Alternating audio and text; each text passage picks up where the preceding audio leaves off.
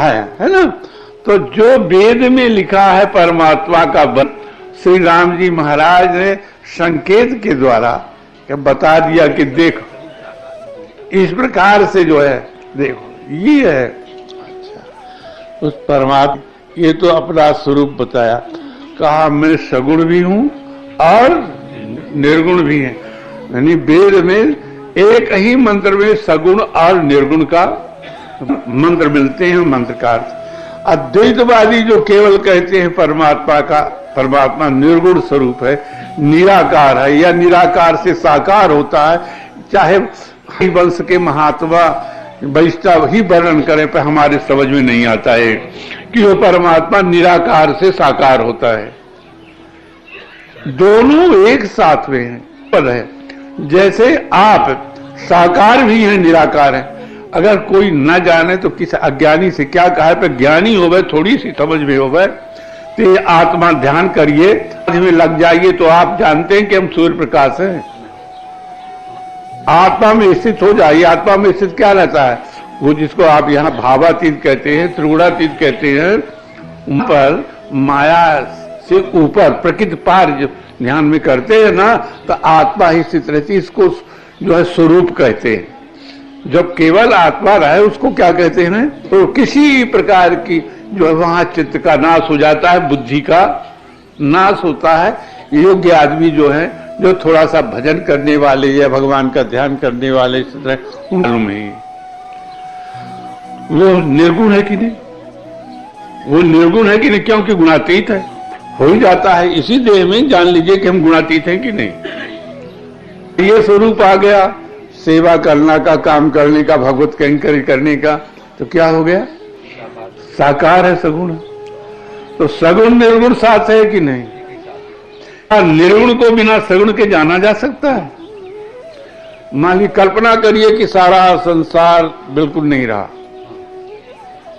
बिल्कुल कोई नहीं रहा। मान लीजिए अब कौन सगुण है कि निर्गुण है कि परमात्मा की आगी है, पानी है कि काया है कि बोलता है? कोई जान सकेगा? उस परमात्मा की जानकारी इसी रूप में होती है। ये होता न सगुण स्वरूप तो निराकार न होता, अगुण होते नहीं खुशबू के तो इजहार न होता। तो इस प्रकार से भैया सगुण और निर्गुण एक ही साथ हैं। निराकार से सागुण होता है, ये सब समझ में हमारा आता है। हमारी गलती होगी, हमारी बुद्धि भी कम होगा, पर लोग कहते हैं सब जगह महात्मा लोग निराकार से हुआ। कहां से हो गया? तिल में तेल नहीं है तो कहां से प्रकट हो गया? जब तिल में तेल नहीं है तो तिलट होता है तेल, या कैसे कहा जा सकता है? और जो कहते हैं भगवान उनकी बुद्धि को जो है कृपा करें, है ना, लेख में और सब जो है तो कहते हैं। आप लोग भी पढ़ते ही होंगे जहां तहां, पर जो है आपके समझ में नहीं आता। तो वो परमात्मा जो वेद है, वो सगुण और निर्गुण दोनों को जो है हर एक मंत्र वेद के सगुण और निर्गुण स्वरूप का वर्णन करते हैं। आपको देखते हैं कि नहीं देखते हैं? आप लोग तो घूमे घामे होंगे, कितना प्रकृति का सौंदर्य है, तो वो परमात्मा दिखाता, देख लो सौंदर्य और इससे कल्पना करो, इससे कल्पना करो। जो है दाड़िम का वृक्ष दिखाया, बीज दिखाया, तो हमारे स्वरूप का अनुमान करो। चंद्रमुख है, चंद्रानंदम नामम अति प्रिय दर्शनम। चंद्रमा को देख करके हमारे मुख में प्रवेश करो सौंदर्य में, है ना। काम कोट के है, काम बहुत सुंदर होता है, काम को देख करके हमारे स्वरूप का अनुमान कर लो। तो अनंत सुंदर, अनंत माधुर्य, अनंत लालित्य दिखाया।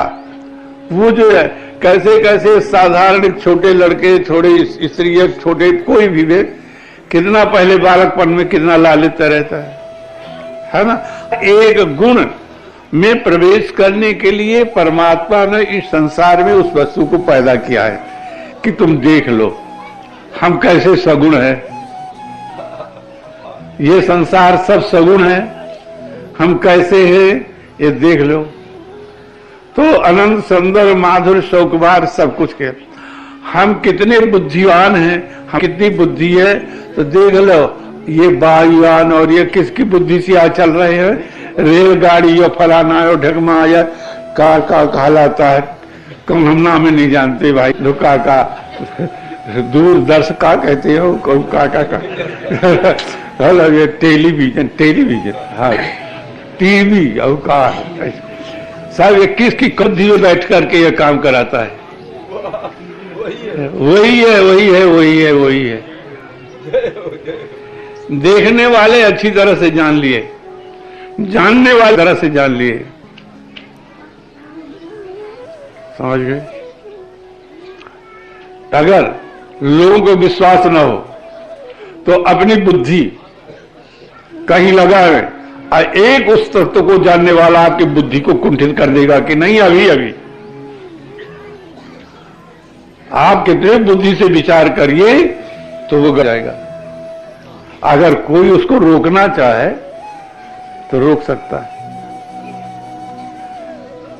तो उस परमात्मा के दी हुई बुद्धि से ये सब रहा।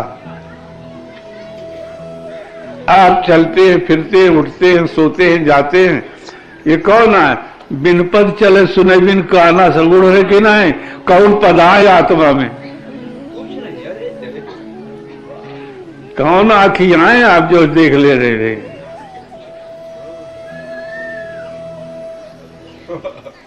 तो वो बिन पद चले सुने बिन काना समझ में जो आ जाए वो पहले बताए तो कि जो केवल राम जी के रूप में।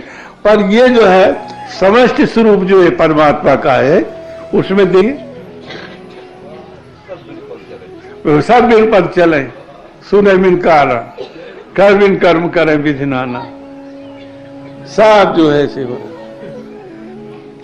तो भैया यदि आप कर का अभिमान करो तो जब हाथ तोड़ देते तब काहे नहीं करते? तो वो परमात्मा जो है सब ये दिखा दिया कि ये है हम ये है।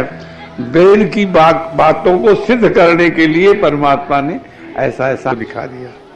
तो वेद की वाणी को हमें अक्षरशः सत्य मानना चाहिए और अहंकार और ममकार को छोड़ करके उनके चरणों में अनुरक्त हो जाना चाहिए, उनके चरणों में सोना चाहिए। और अनुरक्त ऐसा होना चाहिए हो, विचार कर लो किसी के लड़का जो है नहीं है और लड़का हो गया तो कैसे अनुरक्त होता? कोई साधन करता है क्या? कोई साधन नहीं करता ना। स्त्री हमारी कहाँ है, कहाँ हम हैं नहीं जानते, विवाह हो गया तो ये हमारी है, अनुरक्त हो गए कामी नारी प्यारी। ऐसे ही हम लोगों को उस परमात्मा को सगा संबंधी समझ के अनुरक्त हो जाना चाहिए। देखिए सहज अनुरक्त कैसे है, कल के लीला में देखे बालक वृंद देखे अति शोभा लगे संग लोचन मन लोभा। क्या उन्होंने साधन किया? साधन में सहज प्रीति हो गई। लगे संग लोचन बालक वृंद देखी अति शोभा। छोटे बच्चे हैं, बहुत बड़े सयाने नहीं हैं, पर उनकी सहज प्रीति राम जी को देखकर और लखनलाल जी को देखकर अतिशोभा। अतिशोभा कहाँ है? संसार में नहीं है, उस परमात्मा में है। वही अतिशोभनी है, वही अतिशोभनी है। तो लगे संग में लग गए। किस में लग गए? संग में लग गए। संग वो है कि जैसे पानी और क्षीर मिल जाते हैं तो एक ही भाव के भी कहते हैं, लगे संग। इस प्रकार से वो लगे संग लोचन मन अलग फिर कभी नहीं हुए, अलग कभी नहीं हुए। लगे संग लोचन मन लोभा। मन जब राम जी में लग गया तो संसार रह गया क्या? लोचन मन लो, आंख में लोभ हो गया तो आंख में कोई दृष्टि देखने की रह गई संसार में। इसके लिए क्या साधन करना पड़ा? ना छोटे छोटे बच्चे जुवती भवन, जुवती भवन झरोखन लागी। ओ युवती भवन झरोखन लागी और निरखई राम रूप अनुरागी। युवती भवन झरोखन लागी, भवन के झरोखों से वे जो है राम जी को देखने लगी। आंख से, ये झरोखा है, आंख से जो है वो देखती है रूप को, उनकी देह की सुगंध को नाक से लेती हैं, है ना। मन तो बिल्कुल जो है ओठ लग गए उनके ओठों में, मन से सही, है ना। युवती भवन झरोखन लागी, कान से उनकी बातें को सुनते हैं, शरीर से स्पर्श करने के। तो निरखई राम रूप अनुरागी। अनुराग से, राग से नहीं, अनुराग से परिपूर्ण हो करके निरखई। उनके इंद्रियों के विषय कौन हो गए? परमात्मा। क्या साधन किया था? अपने पतियों को छोड़ करके लज्जा, सास ससुर की लज्जा। श्री राम जी महाराज नगर से प्रवेश कर रहे थे, सब कोई जो है आसक्त बना, जो है बालक वृद्ध तो कही गए, जितने वहां के नेत्रमंत थे सब राम जी की ओर लग गए। बड़े बड़े दुकान वाले अपनी दुकानों को छोड़ करके उधर से दुकान छोड़ दिए, जो जैसे तैसे उठधामे वहां राम जी को देख रहे थे।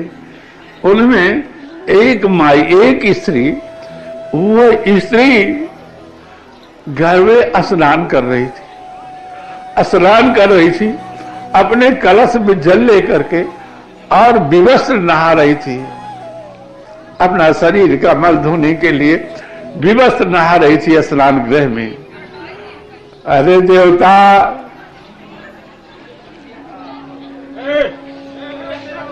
तो स्त्री स्नान कर रही थी तो उसकी एक सखी ने जाकर के कहा, अरे अमृत लुट रहा है, अमृत लुट रहा है। भैया ये जाओ कि वो कैसे कही होगी ये ना समझो। पराशर जी की कथा वहां हो रही थी छावनी में, पहले बार जब आए थे तो एक स्त्री आई तो यहाँ मंडल का कार्य हो रहा था स्थान में। अरे कहा वहां रस की लूट रही है, क्या पड़े हो? मंडल वालों को कहा वहां रस लूट रहा है स्थान में। स्थान में आकर के उस स्त्री ने कहा, क्या इसे पड़े हो मंडल पंडल, वहां रस लूट रहा है। भले स्त्री है पर उसको अच्छा लगा। ऐसे एक सखी उसकी आकर के स्नान घर में कहा कि तुम क्या कर रही हो पगली, वो रास्ता से चले जा रहे हो, देख लो देख लो, वो ऐसे हैं। तो केवल वो सुनी, तो सुन करके उसको वस्त्र पहनने की स्मृति न रही। वो ऐसे कलसा लिए थी हाथ में कलसा, दौड़ पड़ी दौड़ पड़ी दौड़ पड़ी। और वो पिछले सारे वस्त्र पहन लो, सुनने वाली नहीं है। जाकर के राम जी देख के राम जी महाराज आ रहे हैं, ओहो देख करके कस कर, और विवस्त्र है, विवस्त्र है, कोई कुछ नहीं, जो है विवस्त्र है। वो पगली, वो जो चतुर सखी है, तो वो क्या करे, कैसे कैसे सुन रही नहीं है, राम जी के स्वरूप में मगन हो गई। राम जी महाराज लखन लाल उसके मुख की ओर एक बार देख लिए कि ये कोई प्रेमिका है और नहीं कुछ के प्रेमिका। जब राम जी की सवारी, और वो फिर जब राम जी की सवारी थोड़ी आगे तो गिर पड़ी, हो गिर पड़ी, ओझल हो गए, गिर पड़ी। वही सखी उठा करके और कहीं चली चली चली, और दो एक जने जो रहे कहा तुम बड़ी पगली हो, हम तुम्हें कहीं की जो है राम जी जा रहे हैं, तुम जो वस्त्रों से नहीं पहनी इसलिए समाज के बीच में बिना वस्त्र के। कहा मैं पगली कि तुम पगली, मैं पगली कि तुम पगली। कहा कैसे? कहा जिन्होंने राम जी के स्वरूप का दर्शन कर लिया वो मुझे देखा होगा कि ये नंगी है, बेवस्त्र की है। उस जिन्होंने राम जी महाराज के मुख का दर्शन कर लिया उनकी आंखें इस देह में, पगली तुम हो। जो है इस प्रकार से कहां मचा दिए भगवान। कहने का भाव कि जब भगवान अपने प्रेम स्वरूप में प्रकट हुए, प्रेम स्वरूप में प्रकट हुए, तो ऐसी दशा सबकी। वो परमात्मा जो वेद वेद्य है वो कैसा है? प्रेम स्वरूप है, भक्तों को आनंद देने वाला है। तो सब कोई उसे जब अपना समझ लेते हैं तब सहज प्रेम होता है। और जब तक संसारी लोग हमारे हैं, हमारा लड़का, हमारा पति, हमारी स्त्री, हमारा घर द्वार, हमारे भाई परिवार, हमारे ऐसे वैसे, और दुनिया का अपराध, समझे, तब भगवान की जानकारी होती है, नहीं होती। चाहे बाबा जी बन जाए, चाहे घर में रहे, चाहे घंटी हिलावे, चाहे कुछ करे, रोज सत्यनारायण के कथा सुने, यज्ञ करे, कौनो तीर्थ बाकी न रह जाए, हजारन बार धाम है। संसार के कोई जप जोग विराग महामख साधन, दान दया दम कोटि करे, मुनि सिद्ध सुरेश गणेश महेश सेवत, जन्म अनेक मरय, निगमागम ज्ञान पुराण पढ़े, और तपसा नल से जुगपुंज जरे, मनसो प्रणरोपिका है तुलसी, रघुवीर बिना दुख कौन हरे, सो सब धर्म कर्म जरि जाऊ, जहाँ न राम पद, सो सब कर्म धर्म जरि जाऊ, जहाँ न राम पद पंकज, जोग कुजोग ज्ञान अज्ञान, जहाँ नहीं राम प्रेम पर राम। प्रेम ही परमात्मा की प्राप्ति का जो है क्या फल मिला अगर प्रेम नहीं हुआ? क्या हुआ अगर प्रेम नहीं हुआ परमात्मा से? तो क्या हुआ? चाहे हम हृदय में लगाए रहे, प्रेम नहीं है तो हृदय जो है कहता है अकरास लगती है, जो मिलते हैं तो लगता है घिना लगता है, जरूर गड़ता है। अब प्रेम हो तो कठबा के कामनी अच्छी लागत थी, वो का लंगर कैले थे। तो भैया हो ये प्रेम अगर नहीं है